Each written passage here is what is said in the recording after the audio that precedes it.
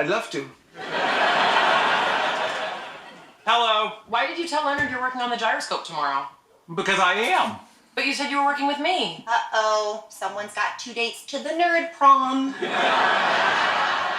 I have a plan to work on both projects simultaneously. And for your information, the summer conference on algebraic topology at Caltech is Nerd Prom.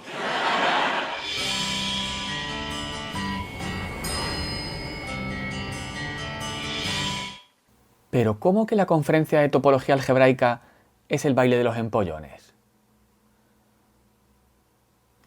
Esto merece una serie de vídeos de topología algebraica. ¿Qué es la topología algebraica? Es una rama de las matemáticas que utiliza el álgebra como herramienta para resolver problemas topológicos. ¿Pero en qué consiste exactamente esta herramienta? Si tenemos la categoría de espacios topológicos, la herramienta, que se llama funtor, asocia a espacios topológicos ciertas estructuras algebraicas, que pueden ser grupos, o anillos, o espacios vectoriales, o cualquier otra estructura algebraica. De modo que a cada espacio topológico le corresponde un objeto algebraico. Pero recordemos que en una categoría también tenemos aplicaciones. En concreto, en la categoría de espacios topológicos tenemos aplicaciones continuas. Así que también tendremos que asociar a cada aplicación continua un homomorfismo entre los objetos algebraicos. Además, esta correspondencia tiene que satisfacer un par de propiedades bastante lógicas, bastante fáciles de asumir.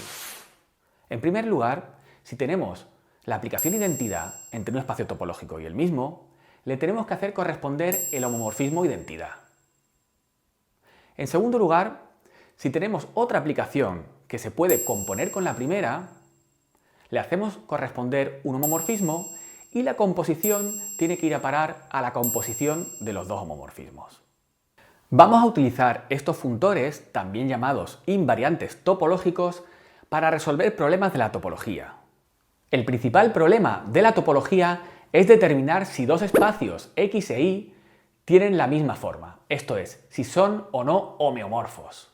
Recordad que un homeomorfismo entre dos espacios topológicos era una aplicación continua biyectiva que tenía una inversa continua. Esto es, tenemos un par de funciones f y g, tal que al componerlas nos dan la identidad. El ejemplo típico de homeomorfismo es el que hay entre un donut y una taza de café. Por eso los topólogos siempre hacemos el mismo chiste, que es decir que un topólogo no distingue entre un donut y una taza de café en el desayuno. Me parto. Si tenemos un par de homeomorfismos entre nuestros espacios topológicos, podemos aplicar nuestro funtor algebraico a este diagrama y obtendremos un nuevo diagrama entre objetos algebraicos. Esto lo podemos traducir en que si X e Y son homeomorfos, entonces f de X y f de Y son isomorfos. Normalmente utilizaremos estos funtores para dar respuesta negativa a si dos espacios son homeomorfos. Porque si por alguna razón es más fácil trabajar en la categoría algebraica y sabemos que f de X y f de Y no son isomorfos, por el contrarrecíproco tendríamos que X e Y no pueden ser homeomorfos. Si quisiéramos dar una respuesta positiva, es decir, si queremos probar que dos espacios sí son homeomorfos, no tenemos más remedio que construir el homeomorfismo explícitamente. Vamos a ver un ejemplo sencillo. Vamos a construir nuestro primer funtor. Para eso recordaros una definición. Decíamos que un camino en un espacio topológico era una aplicación del intervalo 0,1 en el espacio.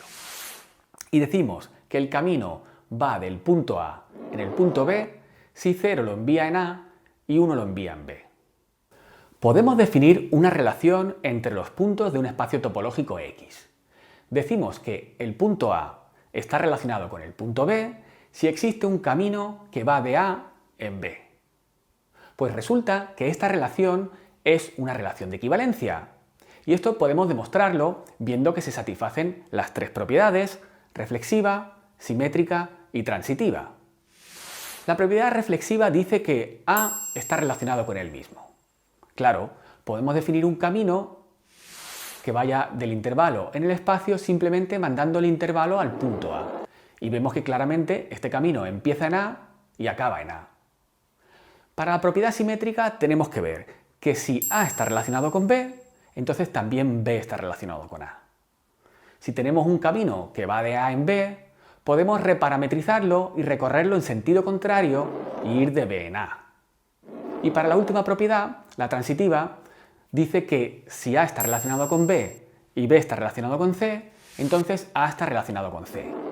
Por tanto, si tenemos un camino que va de A en B y otro camino que va de B en C, podemos definir un nuevo camino de A en C recorriendo a doble de velocidad el primero y a doble de velocidad el segundo. Por tanto, esta relación nos define una relación de equivalencia en el espacio X.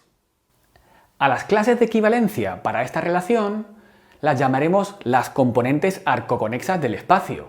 Por ejemplo, para el espacio X del dibujo tenemos que hay 3 componentes arcoconexas.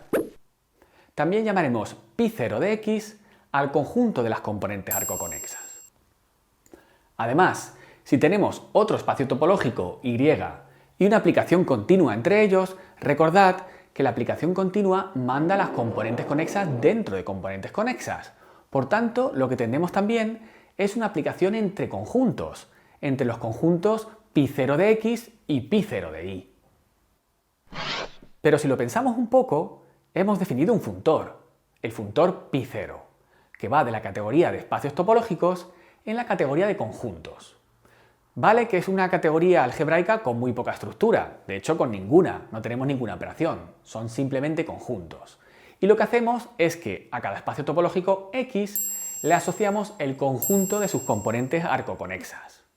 Y como hemos visto antes, si tenemos una aplicación continua f de X en Y, le asociamos una aplicación de conjuntos. Así que ahora podemos aplicar el criterio que dijimos anteriormente para determinar que dos espacios no eran homeomorfos. Aquí, por ejemplo, vemos que el espacio X tiene 3 componentes arcoconexas y el espacio Y tiene 2 componentes arcoconexas. Así que los conjuntos π0 de X y π0 de Y no son biyectivos y por tanto los espacios X e Y no pueden ser homeomorfos. Pues con π0 terminamos nuestro primer vídeo de introducción a la topología algebraica. Y en el próximo vídeo veremos que este funtor, aunque parece muy sencillo, nos puede servir para demostrar cosas interesantes. ¡Hasta luego!